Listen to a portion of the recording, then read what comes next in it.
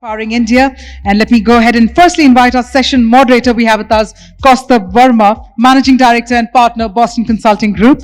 Kaustubh, let's have you on stage and we'll together invite your panelists. First up, we have with us Sudeep, Jain, IAS, Additional Secretary, Ministry of New and Renewable Energy. I've been informed that he's left for the day, so we'll go ahead and invite Kartikeya, Anand, Head Investment Promotion, Renewable Energy, Green Hydrogen, Heavy Industries, Mines, Minerals and Critical Minerals, Government of Andhra Pradesh.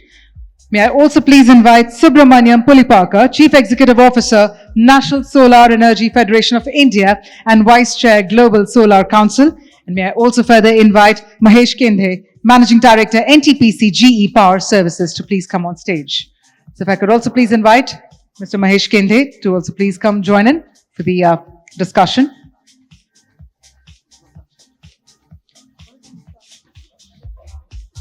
I think, hello.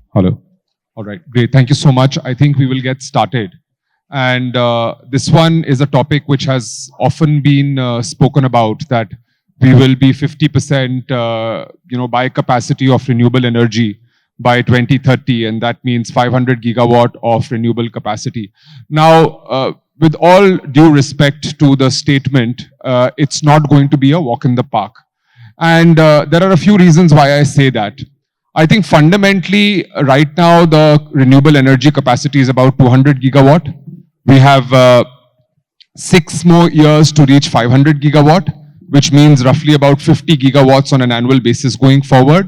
Last year, India did close to about 18 gigawatts. So just in terms of pure development, I think the pace needs to accelerate quite significantly. But here are some numbers just to make our audience aware in terms of the complexity that is there in front of us to reach the 500 gigawatt target or the 600 gigawatt target by 2032.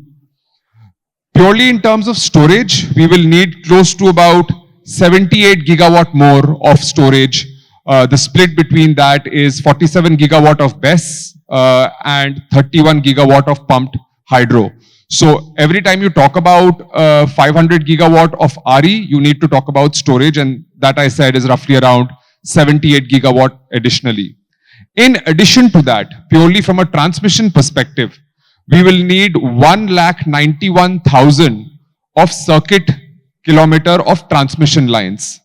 We will need 1,270 gigavolt ampere of transformation capacity and close to about 33 gigawatt of HVDC bipole links. So purely from a transmission and transformation perspective, we will have a lot of capex and targets to meet. Last but not the least, right now India regionally transfers close to about 119 gigawatt between regions. If we have to reach the target of 500 to 600 by 2030 to 2032 respectively, we will need to transfer close to about 168 gigawatt between our regions. All of this put together will require 110 billion US dollars to make sure that the overall integration of renewable energy happens. So, like I said at the start of my session, that with all due respect to the statement, there is a lot of complexity. It's not going to be a walk in the park. And to discuss this issue, I think we have 3 very eminent panelists. Maybe I will start off with Mr. Anand. And purely from an overall state perspective, I know you take the role of investments within RE for Andhra Pradesh. What are some of the major challenges that you see in the adoption of RE and specifically reaching that target of 500 gigawatt by 2030 going forward?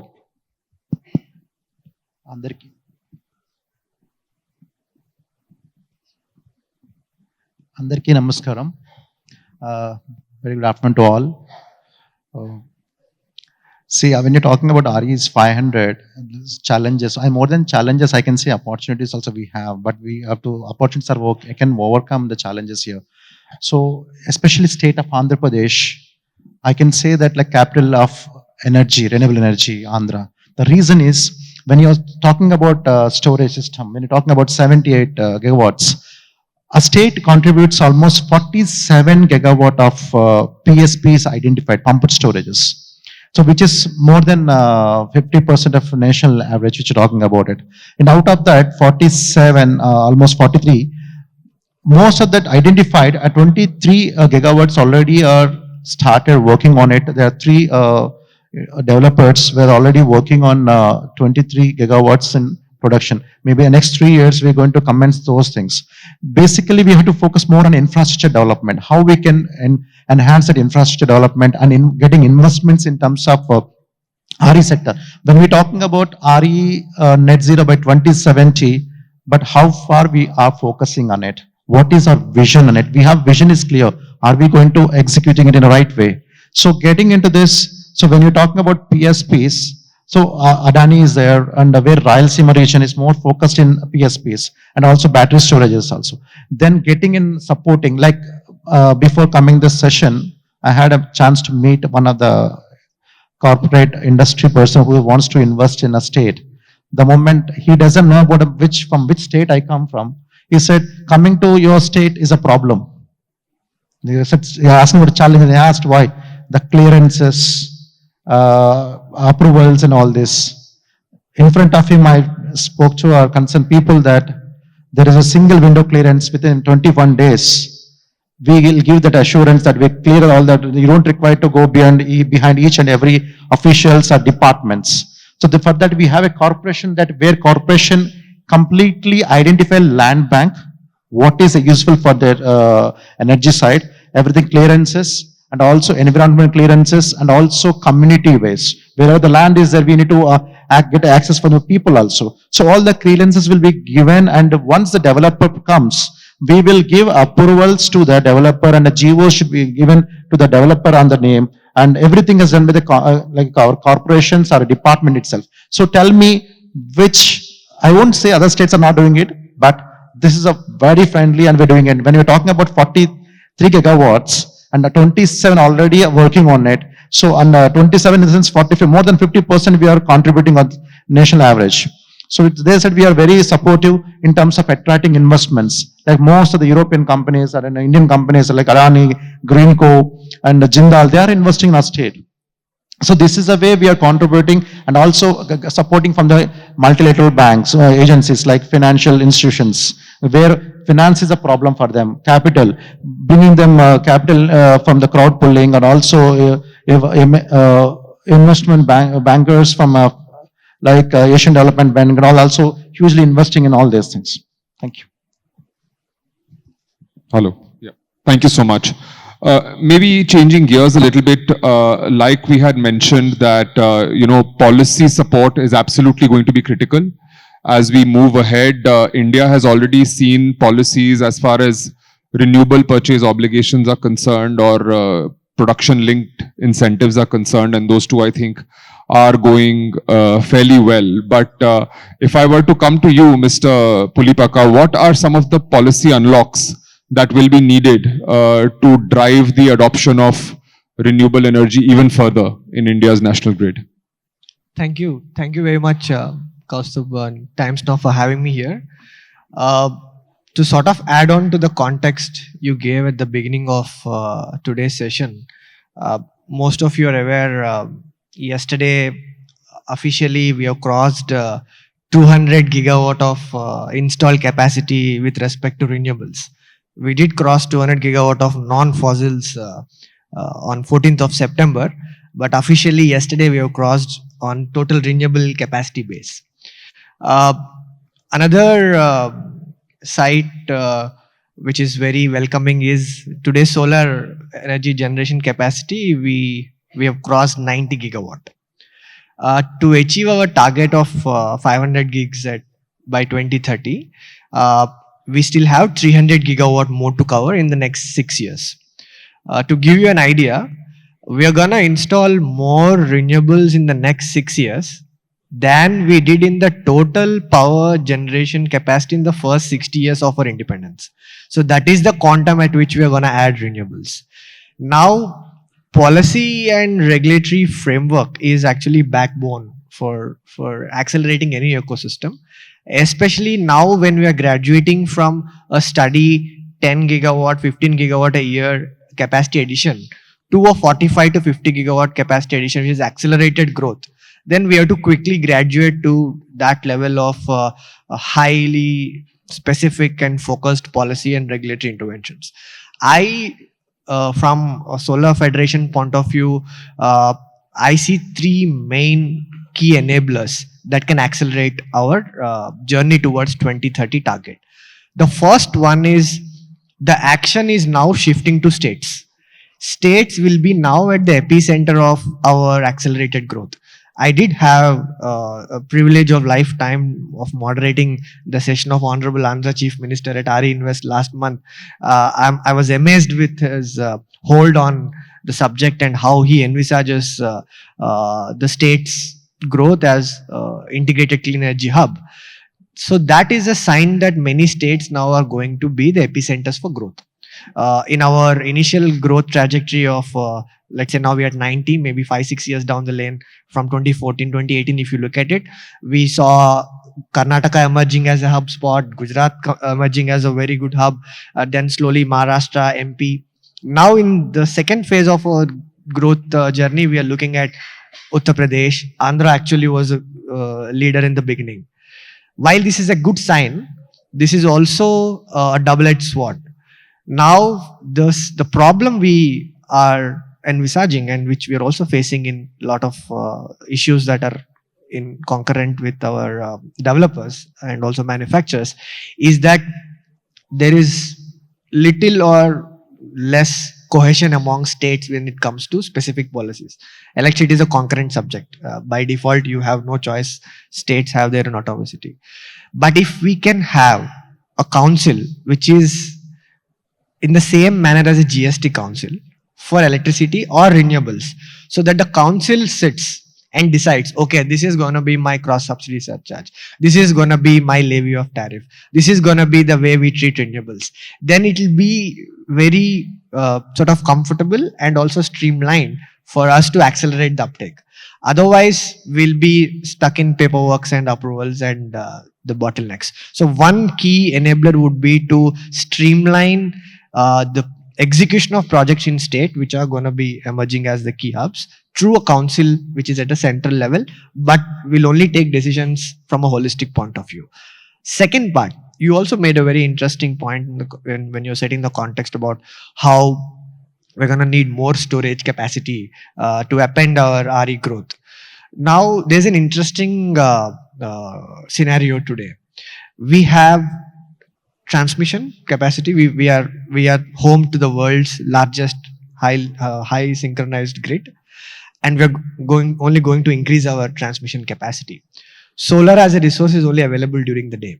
So we need to look at how we can optimize the utilization of our transmission infrastructure by appending stationary storage at transmission nodes, so that we can use the transmission nodes at non-solar hours also. Today, most of you must be aware, the way we are looking at renewables has changed. We are no longer looking at plain solar, plain wind bids. Today we have now, and our discoms also have built a very good appetite for firm dispatchable renewable energy. So now we are selling renewable energy as a package, and it is available round the clock with respect to how you're sizing your generation, appending solar or wind plus storage, battery or pump storage based on the availability of the resource. So I think this is another key policy and regulatory majorly on the regulatory front that we need to see that can help us accelerate our transition. Third is the distributed generation. If you see today in our 90 gigawatt of installed capacity of solar, hardly 20% is coming from distributed energy, which is a good sign. That means we are focused very intensively on our ground mount utility scale plants. But going forward, we will be definitely bound to face challenges on utility scale, maybe with respect to land, with respect to evacuation. So we need to also look at focusing equally on distributed energy generation. Two flagship schemes of the government of India on PM Kusum and PM Suregar pumps which is solarizing agriculture, and rooftops solarizing consumer demand. Both of them are going to be the key levers for us to achieve our target. Mind me, PM Suryagar's target of 10 million households of rooftop solarization in the 3 years will add at least 30 gigawatt of capacity. That's 1/10 of our total target, and at most it can add up to 45. Kusum, in its current form itself, is said to add another 25 gigawatt. So between both of them, you have 80 gigawatt, is almost 40% of the capacity we are looking at. So I think we need to now have more streamlined policies with respect to building awareness as well as building appetite at the DISCOM levels, so that the uptake of these capacities in the states can be facilitated.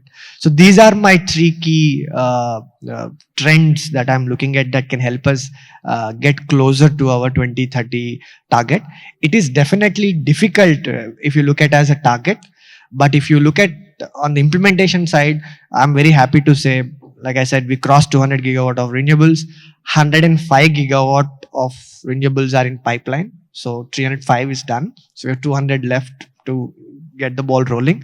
So it is not difficult to achieve, but the road ahead is a roller coaster, or in my words, is a solar coaster to get through the 2030 target.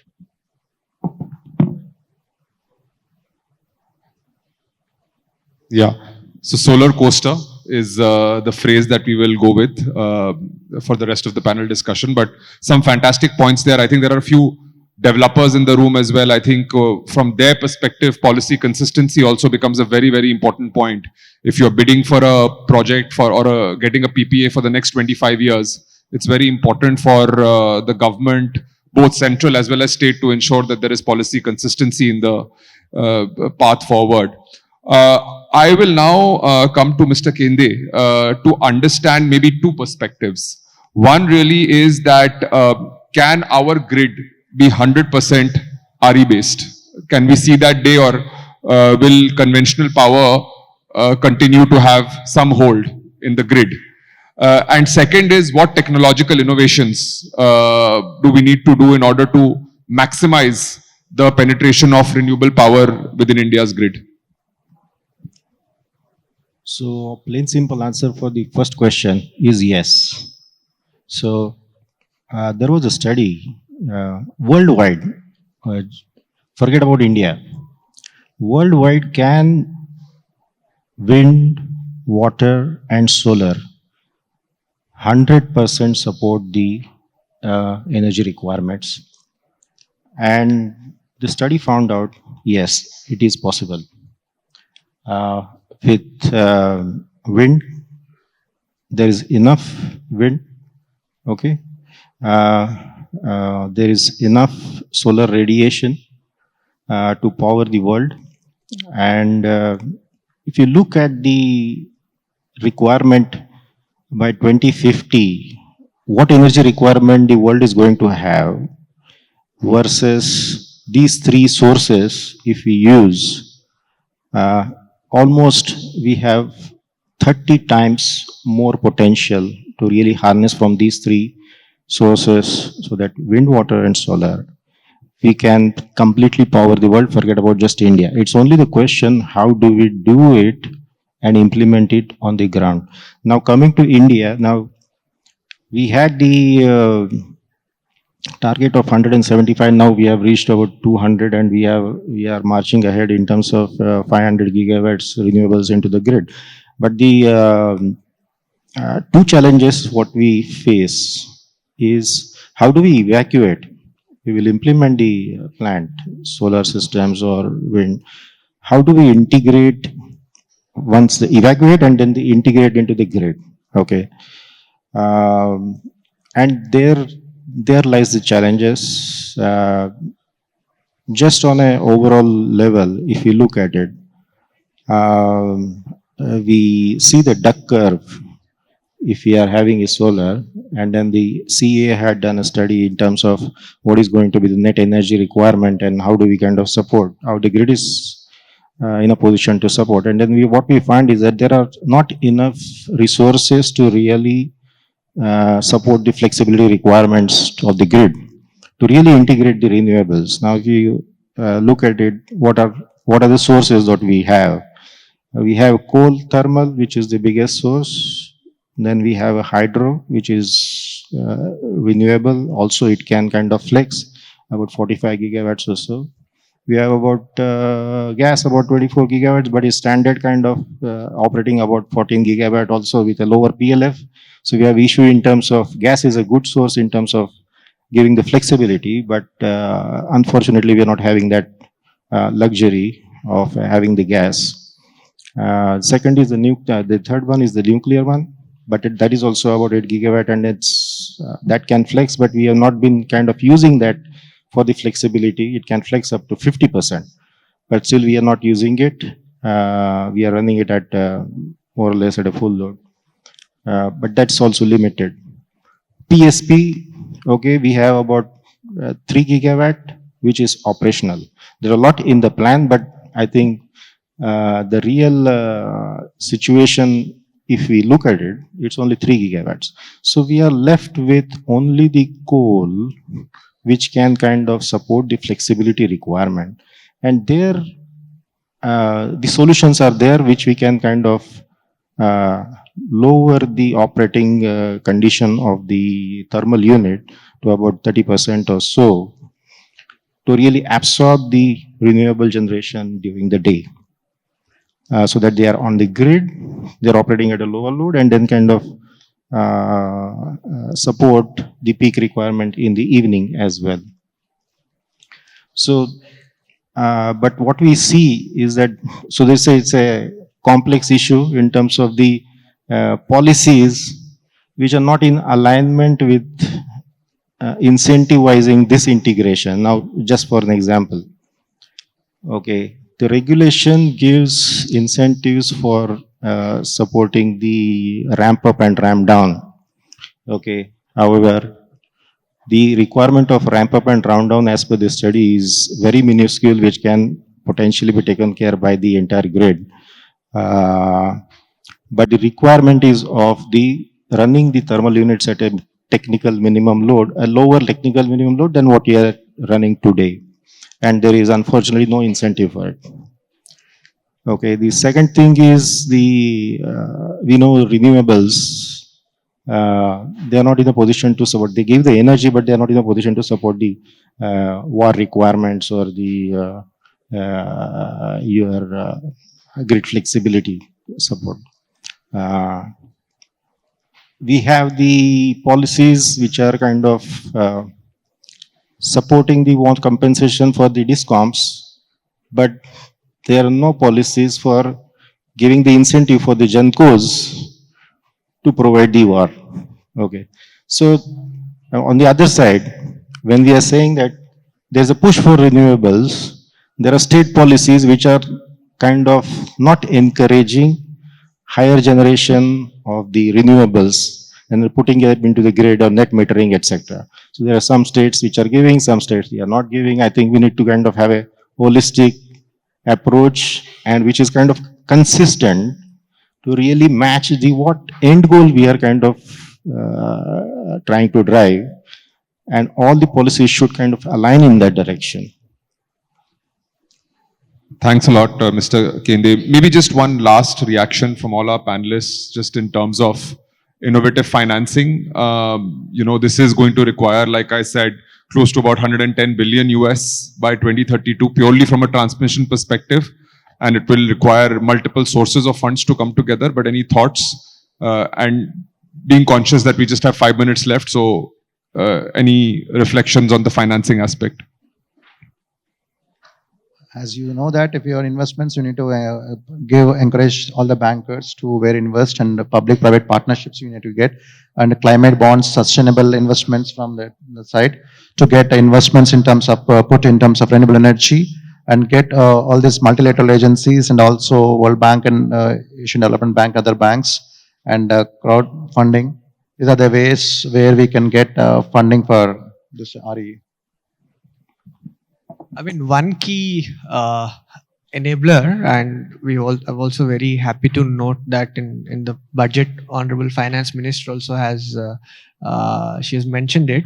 We are yet to unlock the power of green bonds in the country. We, like last year, like you mentioned, we installed 15 gigawatt of solar, 2 point something of wind, and overall we did around 17 gigs or 18 gigs of RE. So as a percentage, we were around 11% of the global installation capacity, but our green bond utilization percentage is less than 1%. So one key hurdle for that was on the taxonomy. We sent repeated representations to both ministries, and I'm very happy to see now that issue has come in mainstream, and the ministry is really looking at it. I think that can actually unlock a significant portion that will fuel our energy transition. The figures you mentioned are only for transmission, and of course there is no transition without transmission, but we require somewhere around 850 billion to 1 trillion, at least for the next 6-7 years, and that's a huge quantum.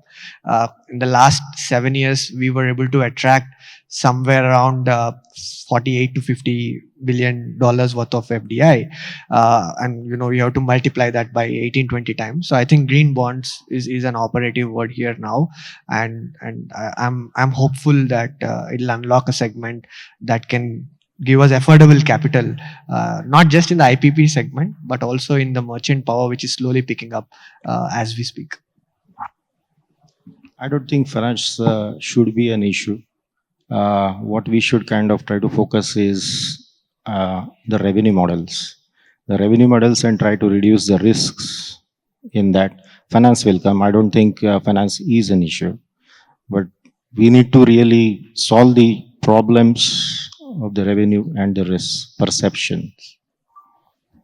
Well, thank you so much. I just want to add one point in stuff finance, but major challenge for this entire thing is skilling a manpower. As we know that we have huge manpower in terms of that skilling them, and for that AP has actually come up with a policy that where we are skilling from ITS and polytechnic engineering students in terms of RE side. So once starting something and getting the targets and all this, but if you don't skill manpower, then you'll have to face a problem. So that is one area we have to focus, and we are already doing it. And apart from that, anyone who wants to invest in RE in a state of Andhra, you're most welcome. We're happy to host you, and I'm always available. And I'll state also wherever you find LinkedIn or anything, very quick, very swift response you'll get. Thank you so much. Jai Hind. Well, that was the panel discussion on driving the integration of 50% renewable within India's grid. A range of ideas, but like one of our panelists remarked, it's not going to be a walk in the park. It is going to be a solar coaster, and we all are ready for the ride. Thank you for being a patient audience and listening to us. Thank you.